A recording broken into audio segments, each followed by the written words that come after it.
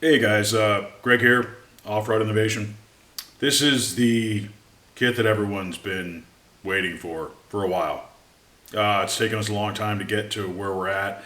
This is the first fully ORI 300cc big bore kit for the 8485 first gen Tecate three-wheeler.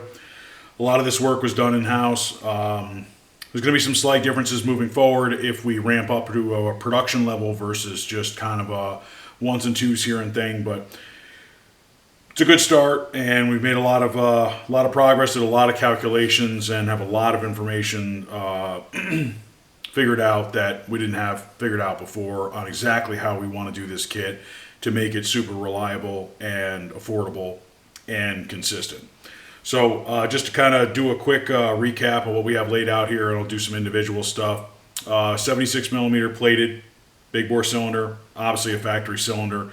All the work done here except for the plating, and we've got our custom 76 millimeter big bore piston.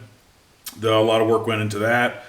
This is manually machined. If we move forward with the production line, then we'll have these CNC from here on out. Factory cylinder head modification, all done here. There was a lot of work that went into this and calculations. We got JIS high grade hardware. Some of our high-end stud, one of our high-end stud kits. Rest of the Weisco piston kit, rings, clips, pin. Custom gaskets made in the USA. These are a little bit different than the standard gaskets that go into this, and not only sizing but thickness as well, to figure out all the port timing and whatnot. So we're going to move into individual components. Okay, so again, factory cylinder head. All this stuff is going to require cores, and we're going to be really picky with the cores. But customer sent us this head. It was in decent shape. It did need a lot of work. Fully recalculated this. We have a more modern squish band angle here and width. The whole pocket was recut. This is mirror polished, resurfaced, glass bead blasted and painted, automotive paint. And we have this CC spot on for our kit, and really happy with the way that this came out. It was a lot of work, and a lot of work to get to where we were comfortable with the calculations. So it's a lot of math involved and CCing and stuff and whatnot, but it came out really nice, as you could see. The polishing will help prevent a lot of carbon buildup. Obviously it looks great. If you saw it before, you wouldn't even recognize it, I'll tell you that. Okay, so obviously, centerpiece here, we have the cylinder. All the porting work was done in-house, the port timing corrections, the exhaust modification. So this is baseline ported for the prototype big bore kit. The exhaust is mirrored out, polished. It does have some flashing in there from the plating. There's nothing you can do about that. This particular cylinder was done for us by Millennium, but we work with all the plating companies, or most of them anyway, that are still left to do cylinders depending on the requirements that we're looking to get and the time frame. This was adjusted and resurfaced here on the top. It's like super clean inside, really nice job with the plating. Everything was recalibrated, calculated. I've had this on a degree wheel with a variety of different thickness base gaskets and spacer plates and whatnot to come up with exactly how I wanted this to be. We're shooting here for something that's going to be reliable, consistent, and affordable, and perform very well.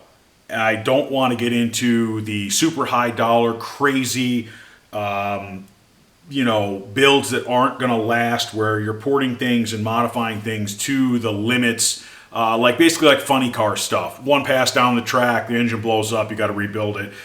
This stuff's not available anymore. There are new cylinders. This is not Banshee stuff. This is not Blaster stuff. This is not Honda 250R stuff. We're working with what we have to work with, and it's really hard to even find stuff that's not been roached out or backyard ported, thinned out, knife-edged ports and stuff like that. So really happy with this. Obviously, we're going to make improvements as we go along, come up with stuff that we like, but for the first one, this came out really nice. And I can't wait to test this out and get back to you guys with some feedback and then move forward with the production. Okay, let's talk pistons. So I just got a scale here. It's teared out. It's in grams. We've got a 72 millimeter Weisco piston, brand new out of the box. Box is right here. And we're going to weigh that, and we're going to weigh our 76 millimeter Lighten piston that we came up with for this. Now, the new Weisco pistons are pretty heavy, and this 72 millimeter is 2 mil over factory. Ours is 6 mil over factory, and obviously the bigger piston theoretically should weigh more than the smaller piston. So 72 millimeter piston, throw it on there right at 270 grams. It's your new Weisco, our piston. It was teetering between 245 and 250. So as we go into CNC with this, we'll probably be at the 240 mark. This particular piston, this was manually machined. We have lightning sections on the sides. These are beautifully done. We have our intake windows. These are not come on the piston. The bottom's been modified. The top's been modified. This is all to fit our kit with the correct port timing, and you can see the weight difference. I mean, once we get into the 240s, 230s, I mean, you're basically almost to the cast 70 millimeter piston that came in the machine to begin with. And that's it's something to shoot for. And I mean, this came out phenomenally well, and clearances are all set perfectly for our kit to our specs, not the general spec that a plating company uses or Weisco recommends. We have our own specs that we go off of.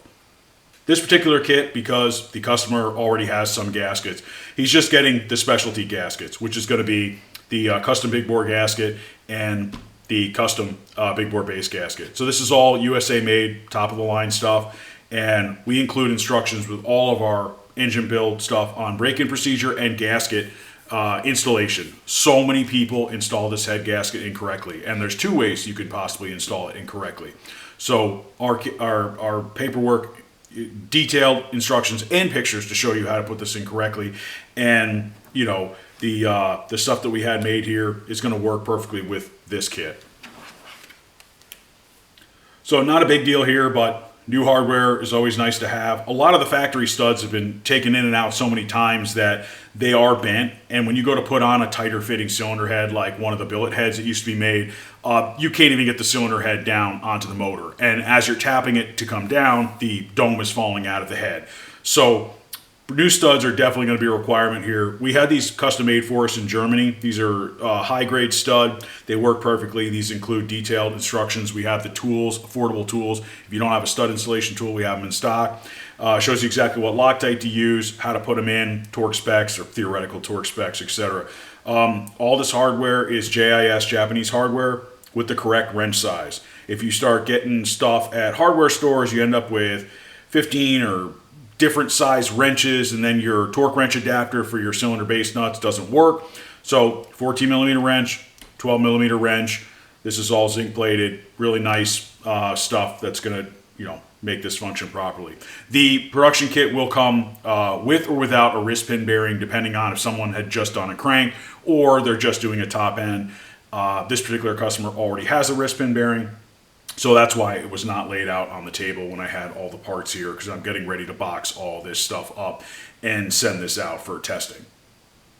And that's about it. So, I mean, got any questions, let us know. We will be doing some pre-order stuff once we get some more information on this and get everything figured out a little bit better. Start looking into avenues on doing it a little bit more affordably and sending stuff out in batches in bulk. And then we'll reach out to customers and get some pre-orders going and stuff like that, depending on the level of interest in the kit.